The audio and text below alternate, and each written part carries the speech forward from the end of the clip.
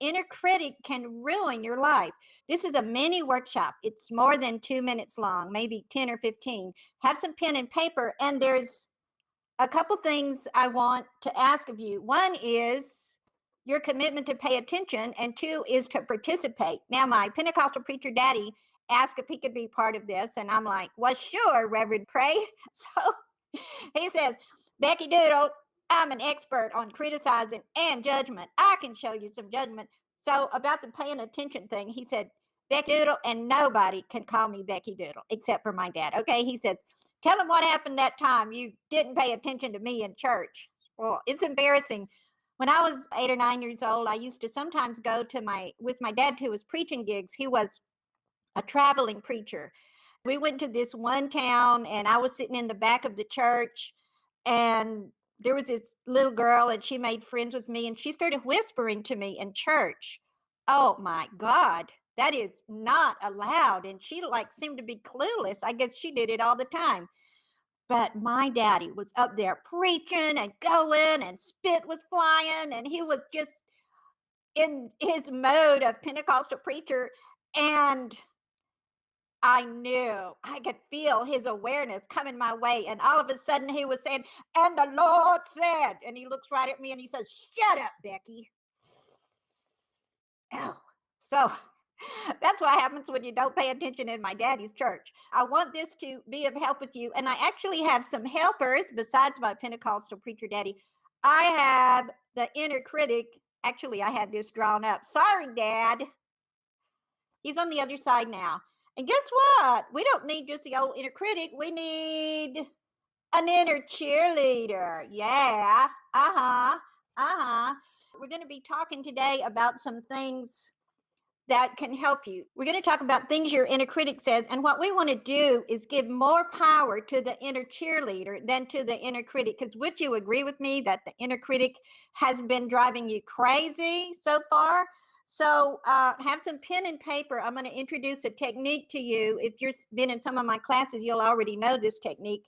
But I want to quote something by a sweet, darling friend of mine who is actually a best-selling author. She wrote a book called Money Circle. Here's what she said in the book. Every time I acknowledge something, good or bad, more of it shows up in my life.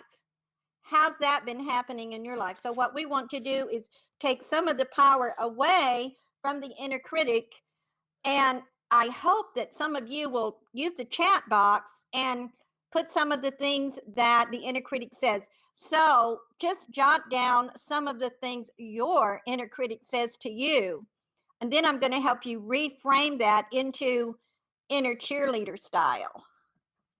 And I'm going to just kind of give you a minute. What does the inner critic say about your body? What does the inner critic say about your work ethic? What does he say about your personality? Just think of things that the inner critic says to you. Jot them down. You can just jot one word. While you're doing that, I'm going to share some of the things my inner critic says. And what made me come up with this concept. I have 5 children, and my daughter was apologizing, one of my daughters, for something she had done earlier that day. She hurt my feelings a little bit, and she was apologizing. And I just said to her, honey, you can do no wrong in my eyes. Oh my God. And then I said, oh, I wish somebody would say that to me. Honey, you can do no wrong in my eyes. And that's when I came up with this idea of the inner cheerleader. So some of the things my inner critic criticizes me about, and I wrote that down too. You always waste too much time in the morning. Why don't you get to work? What do you mean sitting around meditating and praying and stuff like that? What's wrong with you? Of course, my Pentecostal preacher daddy. What would you say, Daddy? Oh, Becky Doodle, you just go right ahead. Praise Jesus. That's a way to get spiritual. All right. So my inner cheerleader always says, "Oh, sweet baby, it's so good for you to transition slowly into the day." And my inner critic says, "You don't do enough to make money." And my inner cheerleader says, "Oh, sweet baby, I know you spend a lot of time doing things to help people, and it feeds your soul and it feeds the soul of others." So that's just a couple things my inner critic says. Anybody want to share something that your inner critic says with you? Because then I'm going to be the inner cheerleader and I'm going to cheer for you. I'll give you a minute to type.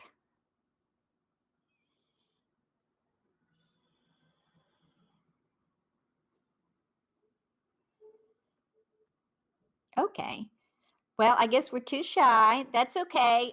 Guess what? Your inner critic's probably saying, "Yeah, you don't want to write your stuff down there because your stuff is way worse than anybody else's." Oh, my friend Lee, she says, "You have helped me so much lately that mine has backed off a lot." Yay.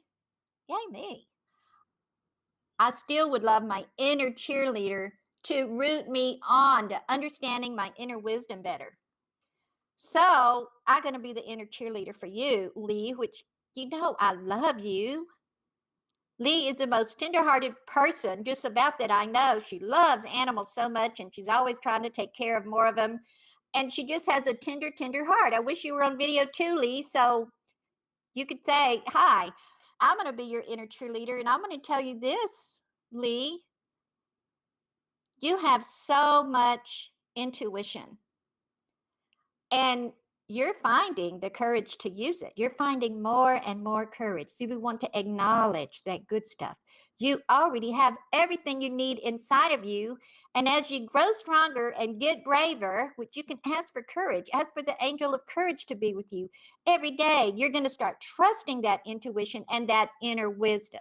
So let's see what Michelle says. People might get jealous of you if you are successful.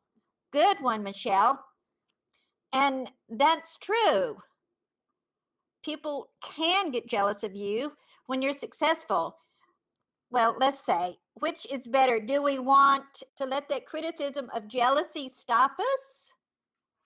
Or the inner cheerleader to say, "Pay no attention, honey," because what you focus on is going to grow. So when you focus on being successful, besides, do you know how much more good you can do when you're successful than when you're in a pity party? How much brighter is your light? How much better are your vibrations going out when you're successful? And oh, Reverend Pray, what do you got to say? You can give more. You can give more. Okay. All right. So Suzanne. Hi, it's Suzanne's inner. Say, "I'm supposed to be doing something when I feel like doing nothing." Can I get an amen on that one? I think all our inner critics say, "Don't be doing nothing, do something all the time." And yet, when can you really get the guidance that you need to be inspired? When you're quiet. When you're quiet. So, what do you got to say about that, Reverend Pray? My daddy is like, "Yeah, yeah. Well, there's scriptures about listening to that still small voice within." Yes, that's right. And that's the only way you can really hear the voice of the divine or your own inner guidance is to be freaking quiet. So, all righty, let's see. Elizabeth, you'll never get a boyfriend if you don't clean up the house. You have bad skin and aren't as pretty as other women. Oh, what a terrible inner critic. Well, don't bring him home. Or no, there is somebody for everybody. However, I will say that you're going to attract at the vibration you're vibrating at. So, is it okay with you if your boyfriend has a messy house? Fine. Who cares? You think you're judged because your space is messy? If you're comfortable in it, that's a thing. If you're comfortable in it and you have bad skin, and I'm not saying you have bad skin, but your inner critic is saying, "By the way, I used to have real bad acne and it just went away." Well, I'm 65. I guess it's about time. And of course, someone could judge you for that. A lot of times you think your skin is way worse than it is. I think you can see my acne scars. Can you? Not with this camera. Anyway, and then you're not as pretty as other women. Well, men are not as handsome as other men. So the thing is to get confidence in yourself. And by the way, whenever I'm having a workshop on confidence, if you're on my newsletter, you'll get that, and that'll just do you so much good. I can do some intensive work with you. Kathleen says, I love the cheerleader aspect. We need to be having more joy and a lot less negative. Yeah, hooray. And you notice I have this like the Divine Mother or the Queen of Heaven or just the Queen of holding little children. Okay, Suzanne also says, I am supposed to have a boyfriend to progress on my path. Who says? Oh, the inner critic says that? Okay. So the only thing a boyfriend can help you do to progress on your path is maybe give you more back and forth, push, pull. And I know some books say you can grow more in a relationship, which could be true, but it also could be a relationship with anyone. You're going to learn in every relationship. I never get a day off from learning something. Never. So let's see. Anybody else? Oh, Elizabeth says, I still have acne at 40. Hey, those are things that the inner critic points out to us. When you start paying attention to the being that you are inside and bringing it back home and uplifting yourself. And one of the most wonderful things that I can think of to show yourself some love is to touch yourself, touch your skin, touch yourself lovingly. You know, babies crave love, baby monkeys crave love. Everyone wants physical touch. And if you don't have a partner, I'm getting excited. Woo! You can touch yourself with love. And that helps reinforce your body actually doesn't know the difference between is it real or is it Memorex? They don't know, necessarily that it's your body. But when you touch yourself with love, you see how I'm touching myself? Oh my goodness. It feels good both to your hand and both to your body. It shows you love. It builds you up. Here's what I want you to think about. Whenever you hear that inner critic, I'm not paying you any more attention. I'm open to what my inner cheerleader has to say. Now, if you'd like to leave some of your comments below about what your inner critic says to you, I'll be your inner cheerleader. I'll say nice things because there's other people going to be watching. Okay. Suzanne also says, I keep procrastinating when I don't do what I feel I should be doing. That's a natural tendency. And here's an inner cheerleader way to help with that issue. When you're procrastinating, instead of beating yourself up, just say to yourself, I don't feel inspired yet. And then ask for inspiration in divine harmony. Ask for inspiration because when you feel inspiration, what does it do? It gives you a burst of energy and you want to do it. The only reason you procrastinate is because it's something you don't want to do. It's not time for you to do it. I love this book called Living an Easy World. Easy World, put that in because it talks about the very importance of divine timing and inspiration and waiting till you feel that inspiration. Even Abraham talks about how you wait till you feel inspiration and then you'll get like a cattle prod to your butt, but knowing that it's okay to wait for inspiration. Ask for inspiration if you don't have it. So let's see what Kathleen says. You can't do it correctly, which leads me not to move forward. And that's a big inner critic thing. So here's the inner cheerleader going to come over here and say, the way you do it is the correct way. Yeah. The way you do it, Kathleen, is the correct way. That's the correct way for you. Okay. Living in Easy World. Thank you. So I do want to talk just a little bit and thank you. It's been almost 20 minutes and you're here with me. What are you saying? Well, they just haven't been to a Pentecostal sermon. It'd be a lot longer than that. And they'd get saved at the end too. All right. Can you see that? What's the difference between self-judgment and self-criticism? Have you ever thought about that? The inner critic usually says, you always, nah, nah, nah, nah, nah. But when you're judging yourself, you usually say, I blah, blah, blah. So my friend Nilofer Sal Safadar, can you see that? Because I want you all to go buy her book, Money Circle. Says that she has a friend, you try to give credit and it goes on and on. She has a friend who has something called the no judgment diet. And when you find yourself judging yourself, a little different than the inner critic, this is something you can do. Just say, oh, never mind. I'm judging myself again. I'm choosing differently. The energy just shifts like that. Same thing with the devil, the inner critic. You can say, oh, inner critic, yeah, you're not here. You're not playing with me anymore. Inner cheerleader, what do you have to say? And there's one way that you can really get in touch with your inner cheerleader, and that is by writing with your dominant hand and non-dominant hand. You can write with your dominant hand, dear inner cheerleader, tell me something good. Dear inner cheerleader, tell me something good. And then switch the pen to your other hand. It just opens up the right side of your brain, and let the inner cheerleader talk to you. She is so wonderful. So let's see what Suzanne, is judgment what you feel others think you should be? Usually it is. Usually it is. And I'll tell you how I judge myself sometime. And I was having a conversation with Nilofer, and she pointed this out to me, that you can be addicted to judging yourself. I have any kind of bad habit, or even any habit, or anything that old critical voice from probably my past, from my dad, whoever, says, if you were really spiritual, you'd be able to go to sleep the minute your head touched the pillow. If you were really spiritual,